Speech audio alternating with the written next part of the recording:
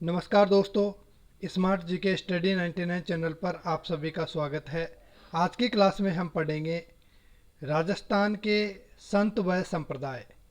राजस्थान के संत व संप्रदाय आज की क्लास में हम जाम्बू जी, जसनाथ जी और दादू दयाल जी के बारे में पढ़ेंगे। चलिए प्रारंभ करते हैं क्लास।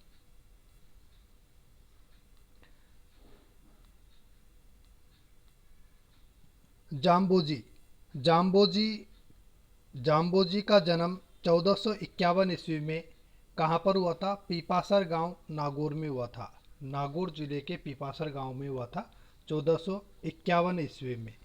और इनके पिता का नाम था लोहट जी पवार और माता का नाम था हंसा देवी। इनकी माता का नाम क्या था? हंसा देवी था। इनके माता पिता से नाम से रिलेटेड प्रश्न पूछे जाते हैं, तो ये ध्यान रखें। जाम्बोजी का वास्तविक नाम क्या था? धनराज। ये एग्जाम में पूछा जा चुका है कि जाम्बोजी का वास्तविक नाम धनराज।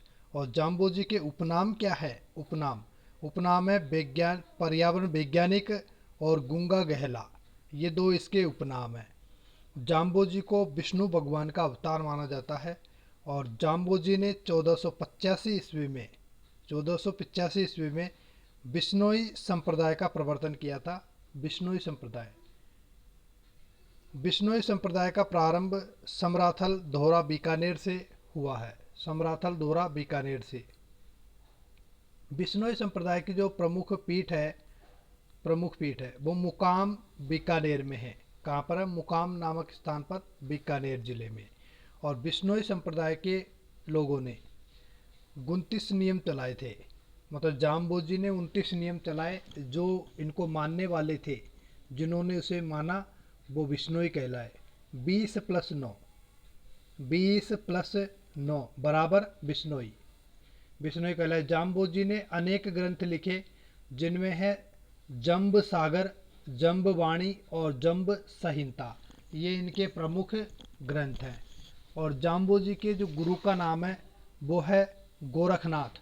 जाम्बोजी के गुरु का नाम गोरखनाथ। जाम्बोजी का आदर्श वाक्य, मतलब इन्होंने ये ऐसा कहा था कि पेड़ों की रक्षा के लिए इन्होंने अपने प्राणों की आहुति दी और कहा कि सिर साठे रूख रहे, मतलब सिर कटा देने पर भी यदि पेड़ रह रहा है, पेड़ बच रहा है, तो भी उसे सस्ता जान, मतलब सिर के बदले में उसे सस्ता जानो।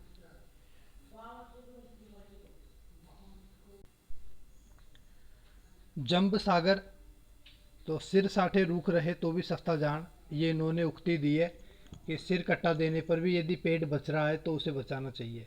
जंब सागर, इस जंब सागर पुस्तक में 29 नियमों का उल्लेख किया है। 29 नियमों का उल्लेख किया है किस पुस्तक में? जंब सागर में। और जंब वाणी इस पुस्तक को 5वां वेद और 13वां पुराण, 13वां नहीं है, 19वां पुराण है। ये 19वां पुराण है। 5वां वेद और 19वां पुराण कहा गया है। किसे कहा गया है? जंबवाणी ग्रंथ को। अगला है जसनाथ जी। जसनाथ जी का जन्म 1482 ईस्वी में कतरियासर गांव बीकानेर में हुआ था। 1482 ईस्वी में कतरियासर गांव बीकानेर में हुआ था। और जसनाथ जी के पिता का नाम है हमीर जानी, माता का नाम है रूपा दे और पत्नी का नाम काल दे। इनके गुरु का नाम है गोरखनाथ। जसनाथ जी के गुरु का नाम गोरखनाथ। जसनाथ जी का जसनाथ जी का मूल नाम है जसवंत सिंह। जसवंत सिंह ये इनका मूल नाम है। हमने जाम्बू जी का पढ़ा धनराज, और जसनाथ जी का जसवंत सिंह। इन्होंने जसनाथी संप्रदाय का प्रवर्तन किया 1504 ईस्वी में। और जसनाथी संप्रदाय के जो प्रमुख ग्रंथ है वो कोंडा और सिंबुदड़ा। जसनाथ जी के प्रमुख ग्रंथ कोंडा और सिंबुदड़ा, इनके दो प्रमुख ग्रंथ हैं। जसनाथी संप्रदाय के लोगों के द्वारा 36 नियमों का पालन किया जाता है। कितने नियमों का? 36। उसमें हमने पढ़ा था 29 और इसमें पढ़ रहे हैं हम 36। 29 नियमों का पालन करने वाले बिश्नोई कहलाए थे। 36 नियमों का पालन करने वाले जसनाथी संप्रदाय के लोग कहलाए।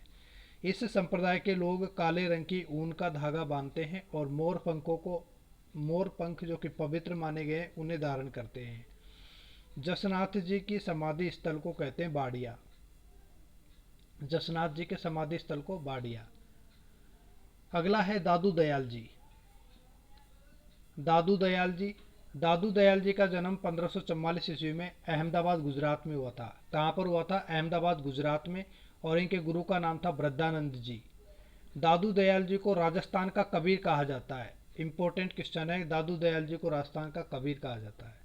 इन्होंने अपना प्रथम उपदेश दिया था 1568 ईस्वी में सांबर स्थान पर, जो कि जयपुर में है, वहाँ दिया। दादू दयाल जी निर्गुण संत रहे हैं। निर्गुण संत मतलब किसी ईश्वर को नहीं मानते, उस प्रकार के संत है।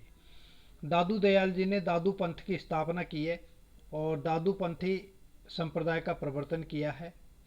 दादू पंथ की स्थापना 1574 ईस्वी में हुई थी। निर्गुण संत से तात्पर्य कि जो ईश्वर को नहीं मानते, मूर्ति पूजा का विरोध करते हैं, वो है दादू दयाल जी।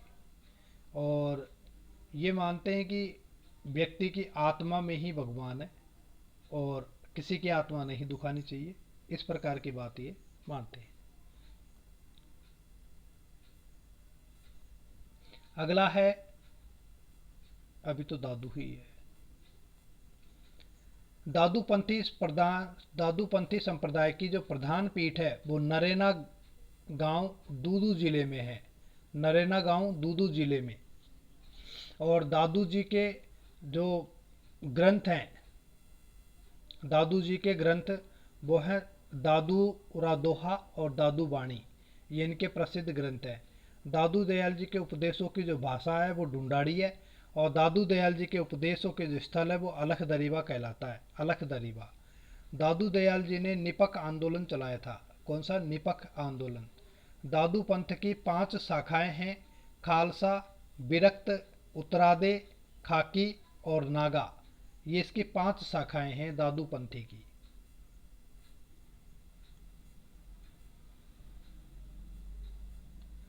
दादू दयाल जी के कुल शिष्य हैं 52, जिनमें प्रमुख शिष्य रज्जब और सुंदरदास जी। रज्जब रज्जब रज्जब के बारे में तो एक उक्ति भी है कि अरे रज्जब तूने किया गजब। रज्जब जा रहा था शादी करने के लिए, दादू दयाल जी मिले, दादू दयाल जी ने उपदेश दिया तो वो घोड़ी पे से वहीं उतर गए और इन्होंने आजीवन शादी नहीं करने और दूल्हे के बेस में ही रहने का प्रण लिया। तो इनकी एक स्थान भी है जो कि सांगानेर जयपुर में है इनका स्थान, जहाँ पर ये मिले थे वहीं इनका स्थान है। दादू दयाल जी के जो उत्तराधिकारी बने हैं वो हैं गरीबदास जी और नागा शाखा के जो संस्थापक रहे हैं वो सुंदरदास जी हैं। और आजीवन दूल्हे के बेस में रहने वाले संत रज्जब जी, वह संत जो आजीवन दूल्हे के बेस में रहे, रज्जब जी। नागा शाखा के संस्थापक सुंदरदास जी। रज्जब की रचनाएं हैं सरबंगी और रज्जब बाणी। सरबंगी और रज्जब बाणी इनकी प्रसिद्ध रचनाएं हैं। दादू दयाल जी और अकबर की जो मुलाकात हुई थी वो कहाँ हुई थी? फतेहपुर सीकरी में हुई थी 1585 ईस्वी में। और दादू दयाल जी के द्वारा जो इनको आशीर्वाद दिया गया वो इनके लिए बहुत ही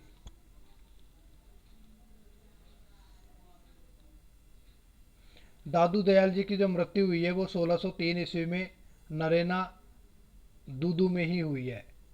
तो दादू दयाल जी से रिलेटेड जितने भी प्रश्न थे आज की क्लास में हमने पढ़े। दादू दयाल, जसनाथ जी और जाम्बू जी, 3 संतों के बारे में पढ़ा है। इससे आगे के अगले क्लास में पढ़ेंगे। और साथियों, कुछ दिनों से क्लास नहीं आ रही थी स्वास्थ्य खराब होने के कारण। अब आगे की क्लास रेगुलर ली जाएगी। तो चैनल पर बने रहें, वीडियो को लाइक एंड शेयर करें। चैनल को यदि सब्सक्राइब नहीं किया है तो सब्सक्राइब करें। धन्यवाद।